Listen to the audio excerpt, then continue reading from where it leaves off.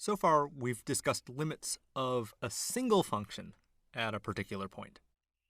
In this video, we'll talk about what you can do if you know the limit of multiple functions at the same point.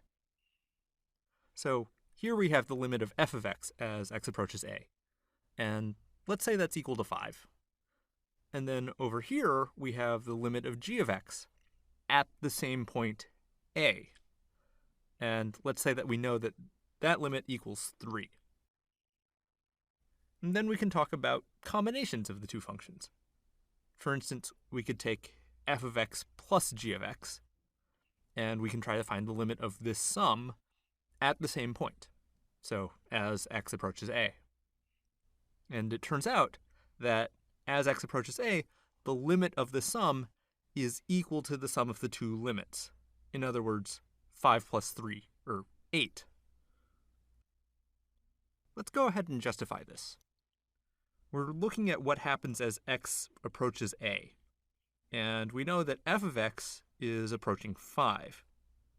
Now, that doesn't mean that f of x ever actually equals 5, but it'll be off by just some small error.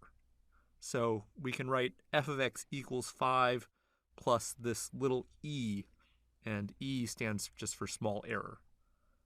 And this is actually the Greek letter epsilon. And I'm going to call it epsilon sub 1, since we're going to have another one for g. G of x we know is going to be 3 plus some small error of its own, which I am going to call epsilon sub 2. And we know that as x tends to a, these small errors, epsilon 1, epsilon 2, they're going to be getting smaller and smaller, going to 0. Meanwhile, f of x plus g of x, just add this, and it'll be 8 plus epsilon 1 plus epsilon 2.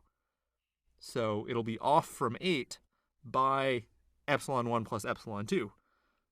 But of course, both epsilon 1 and epsilon 2, those are our small errors. They're getting really, really, really tiny as x gets close to a.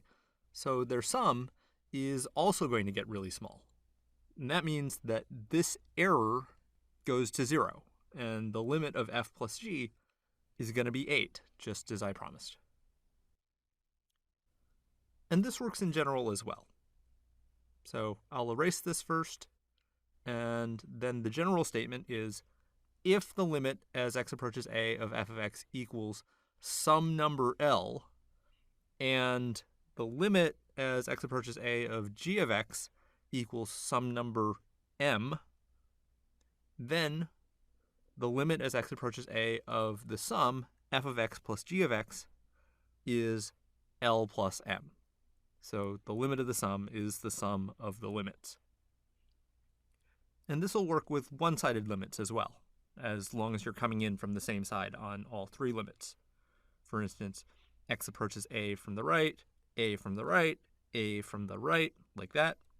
Okay? This is called the limit law for addition. And a similar thing will hold for subtraction of functions. If we have these limits of f and g, then the limit as x approaches a of the difference f of x minus g of x will be the difference of the two limits, L minus m. Same for multiplication.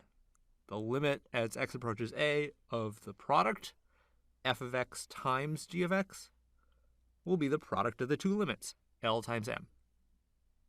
So those are the limit laws for subtraction and multiplication. There is a limit law for division, but it's a bit more complicated. If you take the limit as x approaches a of the quotient f of x over g of x, it will be L over m if the bottom limit m is not 0. So far, so good. But if m does equal 0, then things become really interesting. I'm not going to say exactly what happens just yet, but it's so interesting and so important to calculus that we're going to save that discussion for a whole other section. So stay tuned.